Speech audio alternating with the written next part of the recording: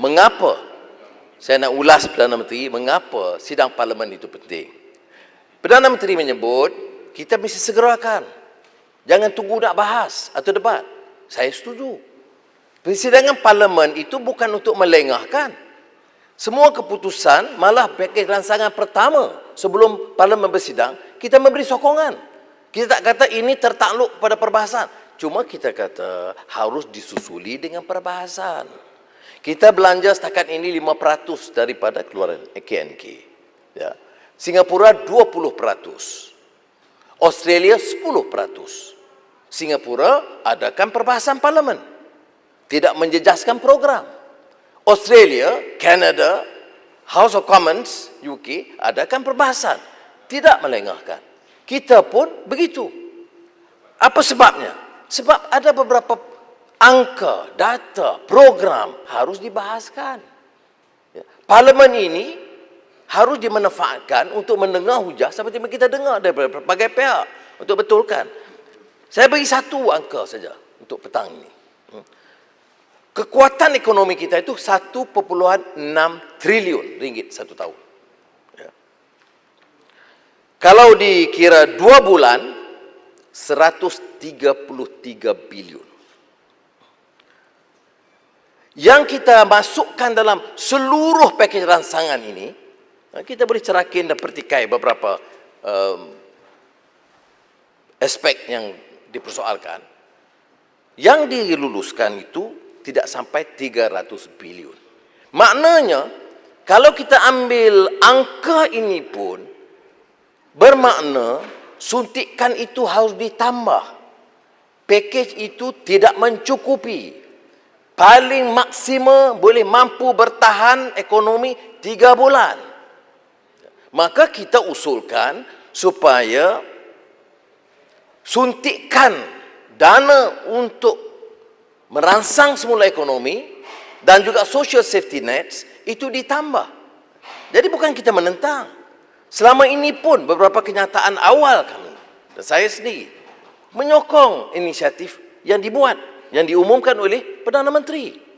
Tetapi kita kata, berilah ruang untuk kita bahas. Oh, jawab, tidak perlu kerana ini akan mempersulitkan pelaksanaan. Pelaksanaan teruskan. Tetapi perbahasan itu perlu kerana dalam angka yang pertama saja sebut. Unjuran kemelesetan paling akhir, Bloomberg dan Boston Consulting Group, semua menunjukkan bahawa keadaan tidak positif. Unjuran awal Menteri Keuangan meleset. Beliau lah satu-satu Menteri Keuangan dunia yang rasa V-shaped growth itu akan berlaku. Tak apalah. Kerana mungkin pengalaman, mungkin nak berikan gambaran yang positif, tak apa. Tetapi sekarang beliau mengaku keadaan lebih rumit. Sebab itu perbahasan itu penting di Parlimen. Perdana Menteri bagi jaminan dan saya sambut baik bahawa pada sesi ini juga akan dibentangkan supaya boleh dibahaskan. Jadi kita sekarang dah bahas titah diraja yang agak terlambat berbulan-bulan. Belum lagi kesempatan bahas pakej rancangan baru yang mahu diberikan dengan suntikan tambahan. Unjuran ekonomi negara kita tenang. Saya tidak memberikan satu gambaran negatif. Dalam bidang ekonomi dan pembangunan, kita harus realistik. Ya. Kerana ini masalah bersama. Ini bukan masalah parti, bukan masalah kerajaan atau pembangkang. Unjuran pengangguran yang disebut oleh Perdana Menteri semalam itu 200,000 tersasar. Unjuran sebenar dianggap lebih tinggi.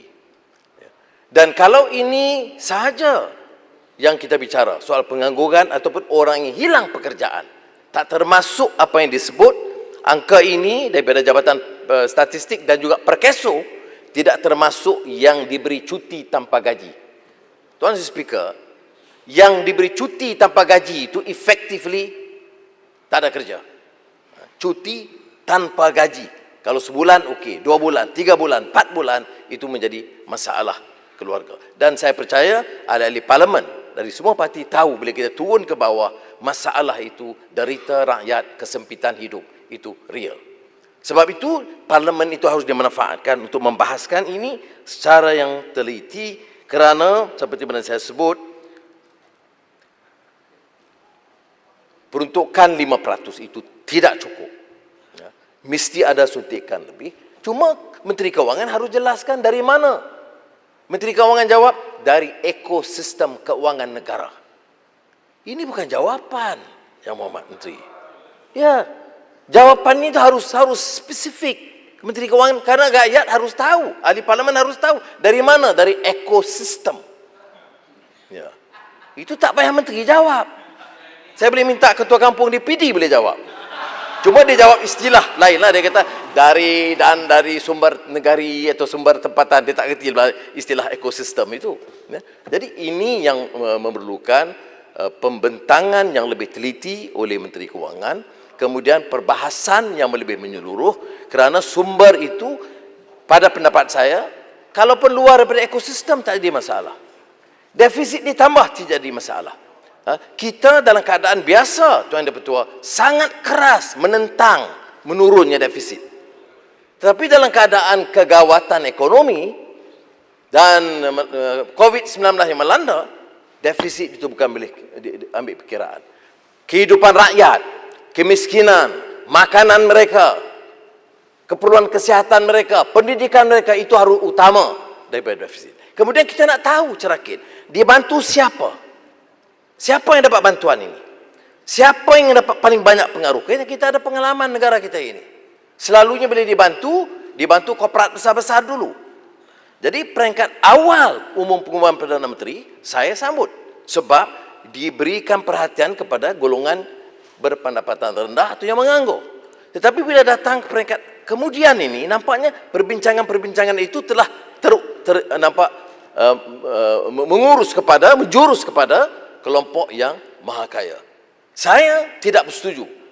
Kalau pendekatan begini, dalam keadaan 1 juta orang menganggur dan mungkin bertambah pada tahun hadapan, orang yang hilang pekerjaan seperti kita sebutkan, bahkan yang miskin. Saya percaya di Raup, di Temeloh, di mana-mana tempat yang kita lalui. Bukan saja di desa, tapi juga miskin bandar.